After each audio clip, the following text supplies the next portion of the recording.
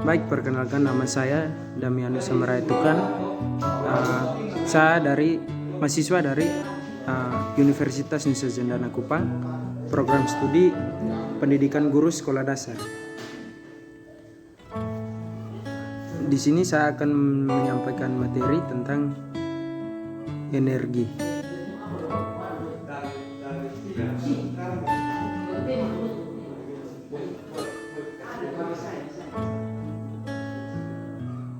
Yang pertama kita bahas di sini yaitu pengertian energi. Energi adalah daya atau kekuatan yang dapat digunakan untuk melakukan berbagai proses kegiatan. Di sini ada beberapa ahli yang menemukan atau menjelaskan tentang energi ini. Ahli yang pertama yaitu Pardiono menjelaskan bahwa energi merupakan suatu kekuatan yang dihasilkan atau diperoleh dari suatu benda. Yang kedua ada Aib Saripudin, yaitu kegiatan energi merupakan kemampuan untuk melakukan urusan atau bisnis. Yang ketiga dari Sumantoro. Sumantoro mengemukakan bahwa energi merupakan kemampuan untuk melakukan sebuah pekerjaan yang sifatnya mendorong. Yang keempat yaitu Arif Al-Fatah An-Muji Lestari. Dia mengemukakan bahwa energi adalah suatu yang amat dibutuhkan oleh tubuh manusia. Yang kelima yaitu Alvin Handifono mengemukakan bahwa energi adalah sesuatu yang bergerak dan juga mempunyai hubungan dengan ruang dan waktu. Yang keenam ada Campbell, Reese, dan Mitchell mengemukakan bahwa energi ialah sebuah kemampuan yang mengatur ulang materi. Yang ketujuh ada Robert L. Walker mengemukakan bahwa energi ialah kemampuan untuk membuat sesuatu terjadi. Yang kedelapan ada Young mengemukakan bahwa sebuah pekerjaan ialah energi yang menghasilkan. Artinya ketika ingin melakukan pekerjaan, kita harus memerlukan energi.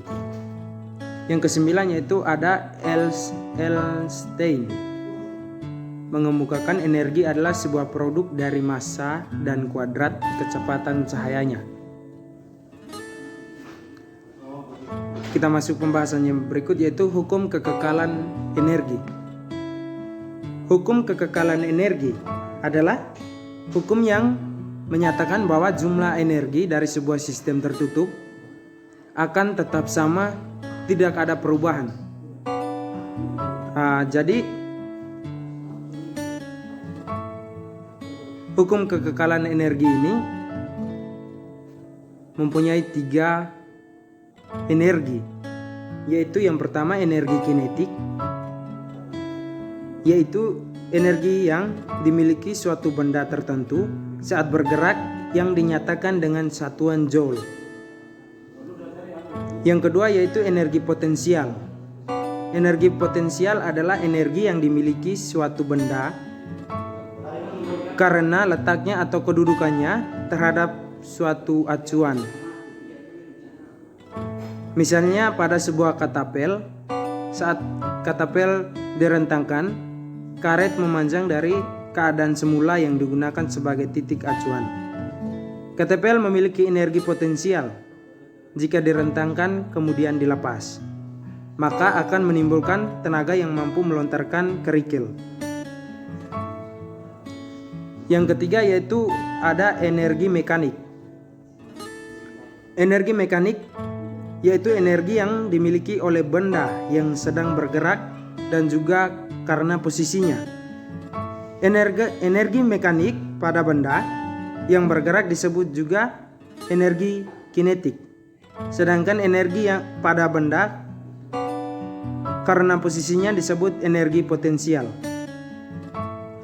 Jadi energi mekanik adalah penjumlahan dari energi kinetik dan energi potensial dari sebuah benda. Dan energi mekanik ini bersifat kekal.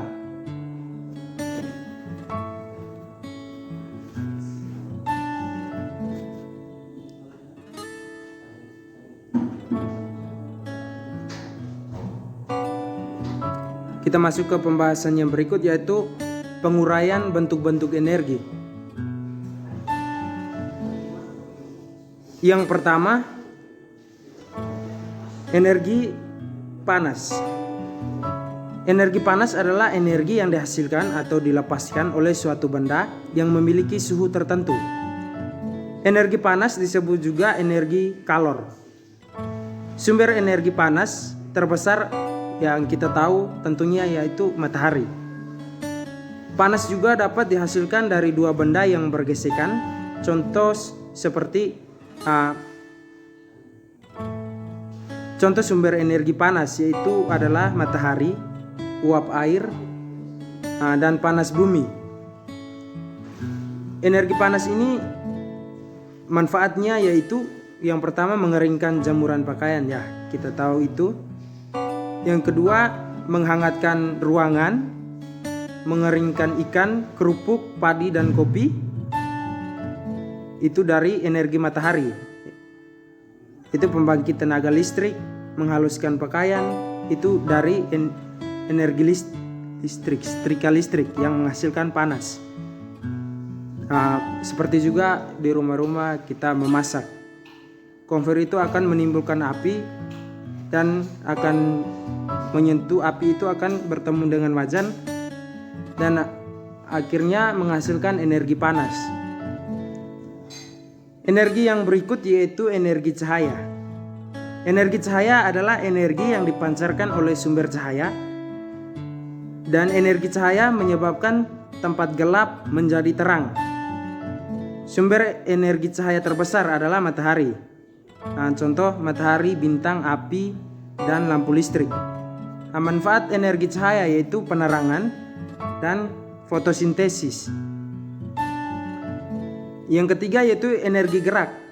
Energi gerak adalah energi yang dimiliki oleh benda yang bergerak. Energi gerak juga disebut energi kinetik. Energi gerak dapat dihasilkan oleh air mengalir, angin, orang berlari, listrik.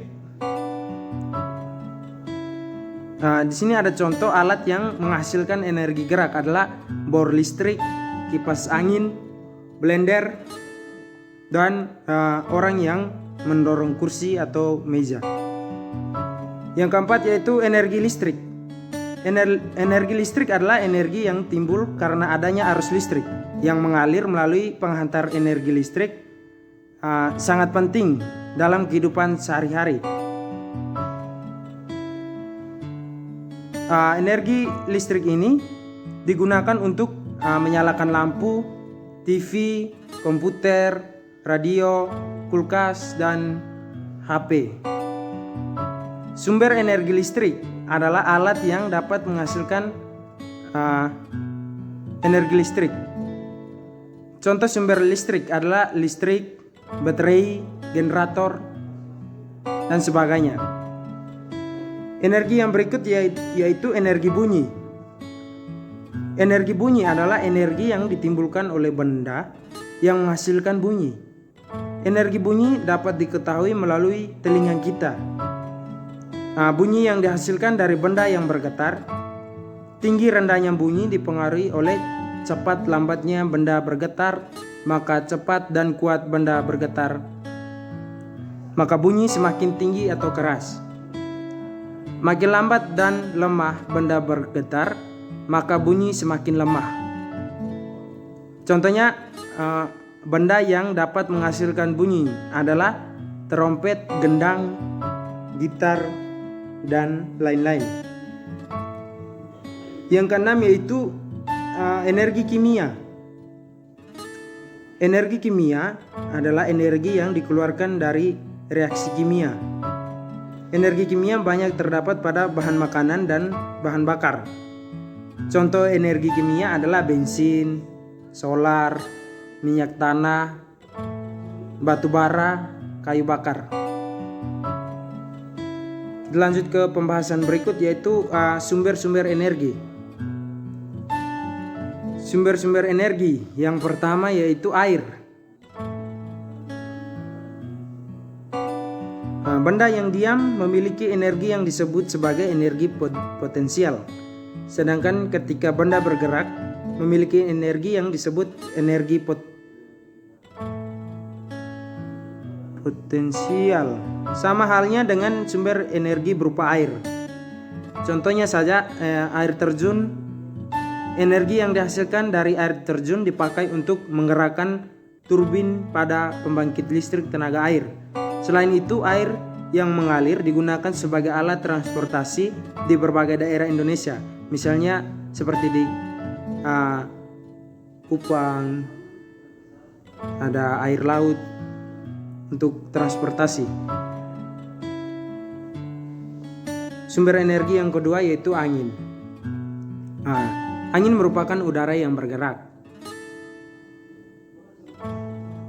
Ternyata angin ini dapat dijadikan sebagai sumber energi jika dikelola dengan baik.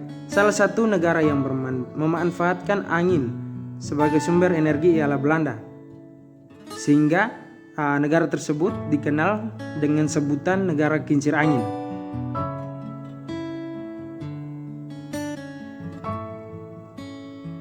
Sedangkan bagi nelayan, angin dimanfaatkan sebagai penggerak kapal layar.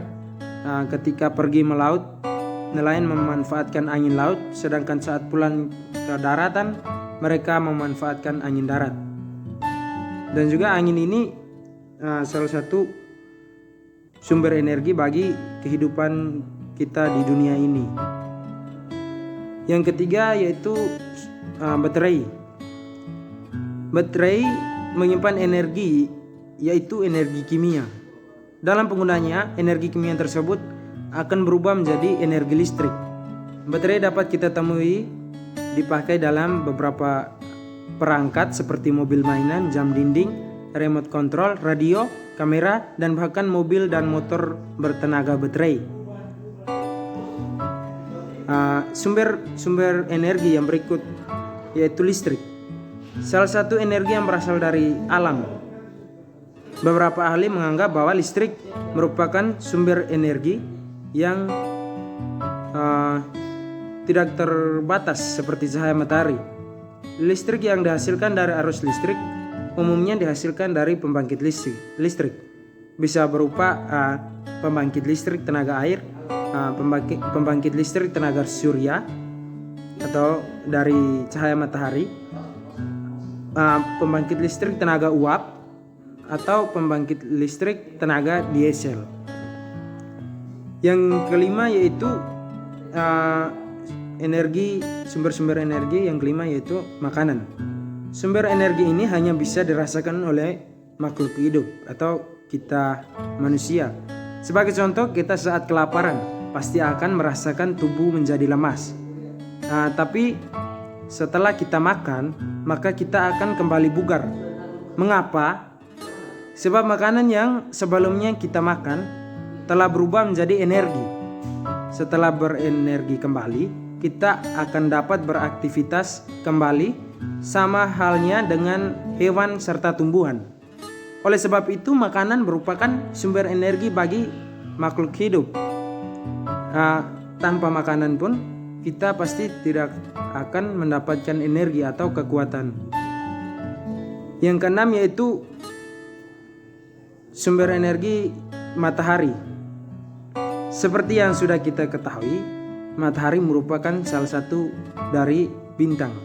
Bintang ialah benda langit yang mempunyai cahaya sendiri.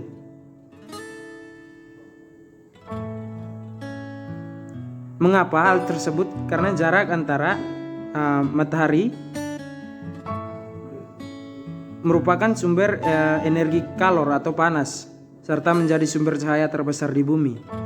Tanpanya tak akan ada kehidupan di bumi. Selain menghangatkan bumi, matahari juga sangat dibutuhkan untuk kehidupan di bumi. Makhluk hidup lain untuk tumbuhan misalnya. Cahaya matahari diperlukan untuk proses fotosintesis. Fotosintesis merupakan proses pembuatan makanan yang terjadi di sel tumbuhan. Jadi tanpa matahari, makhluk hidup tidak bisa apa-apa. Sumber energi yang berikut yaitu minyak bumi. Minyak bumi merupakan bahan bakar yang terbuat dari fosil. Penggunaan minyak bumi haruslah melalui proses pengolahan terlebih dahulu. Hasil pengolahan minyak bumi yakni berupa solar, aftur, aspal, bensin, dan minyak tanah. Bensin umum digunakan untuk bahan bakar kendaraan, solar digunakan untuk mesin diesel, sedangkan aftur digunakan sebagai bahan bakar untuk pesawat terbang.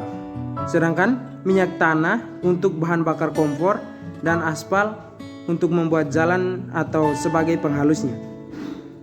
Kadar penggunaan bahan bakar dari minyak bumi haruslah hemat, sebab jumlahnya sangat terbatas dan termasuk sumber daya yang tidak dapat diperbaharui.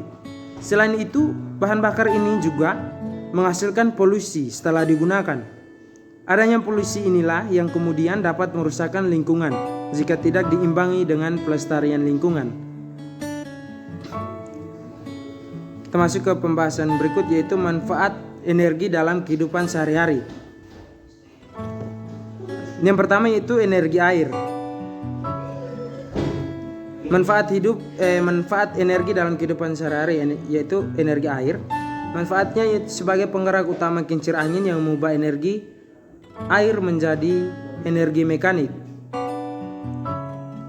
Yang kedua, energi cahaya. Energi cahaya membantu terjadinya proses fotosintesis pada tumbuhan yang menghasilkan zat hijau daun yang kemudian dikonsumsi manusia hingga kemudian menghasilkan energi pada manusia itu sendiri. Yang ketiga yaitu energi listrik. Salah satu bentuk energi terbesar dan paling banyak digunakan karena kita selalu membutuhkan listrik setiap harinya untuk menyetrika, menonton TV, memasak nasi, dan lain sebagainya. Yang keempat, energi nuklir sebagai sumber energi pada pembangkit listrik tenaga nuklir. Energi kimia itu manfaatnya proses kimia batu baterai yang mampu menggerakkan jam dinding adalah bentuk energi kimia yang dikeluarkan oleh batu baterai tersebut. Yang keenam yaitu manfaat dari energi otot. Ketika manusia akan mengangkat benda berat, maka energi otot pada manusia lah yang bekerja dan membuat benda berat tersebut terangkat. Dan sendirinya tanpa energi otot ini pastinya manusia tidak bertenaga. Yang ketujuh yaitu energi panas. Dengan memanfaatkan panas dari matahari ini, kita bisa menggunakan untuk menjemur pakaian serta menjemur pakaian secara alami dan juga bisa digunakan untuk proses fotosintesis. Matahari juga termasuk energi alternatif yang ramah lingkungan. Yang berikut yaitu macam-macam perubahan energi. Energi yang pertama yaitu energi listrik ke energi panas. Contoh perubahan dari energi listrik menuju energi panas. Contohnya adalah penggunaan oven, kompor listrik, setrika hingga microwave. Yang kedua yaitu energi listrik ke energi kimia. Perubahan dari energi listrik menuju energi kimia, contohnya adalah charger batu baterai, pengisian aki atau akumulator. Yang ketiga yaitu energi listrik ke energi gerak. Contoh perubahan energi listrik menjadi sebuah energi gerak adalah penggunaan AC, kipas angin, mobil mainan, mixer, blender, dan yang kita tahu masih banyak lagi. Yang keempat yaitu energi gerak ke energi panas. Perubahan energi gerak menjadi sebuah energi panas. Contohnya adalah ketika sepeda motor dipakai perjalanan jauh akan menjadi panas. Jadi ketika kita menggunakan motor, motor itu akan bergerak dan setelah tiba dalam perjalanan itu mesinnya akan terasa panas. Jadi disinilah kita ketahui bahwa energi gerak ke energi panas itu contohnya seperti motor tersebut.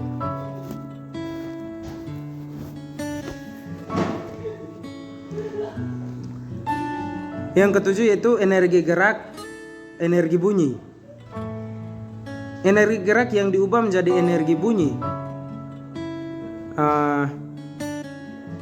Bisa kita contohkan dari menabuh gendang atau bertepuk tangan yang akan menghasilkan suara. Yang kedelapan, energi kimia ke energi panas. Perubahan dari energi kimia ke dalam bentuk energi panas bisa terdapat pada makanan yang kita makan sesuai dikonsumsi hingga menjadi panas. Seusai dikonsumsi hingga menjadi panas. Jadi kesimpulannya di sini yaitu energi ialah kemampuan melakukan kerja. Setiap yang dapat melakukan kerja tersebut disebut energi, memiliki energi. Energi memiliki banyak bentuk yaitu energi panas, energi cahaya, energi listrik, energi bunyi, energi potensial, energi kimia, dan lain-lain. Dalam ilmu pengetahuan alam, tiap bentuk tenaga satuannya joule. Dalam kehidupan sehari-hari, energi sangat bermanfaat. Jadi sekian dari materi yang saya bawakan pada kesempatan ini. Terima kasih atas waktu dan kesempatan. Selamat sore.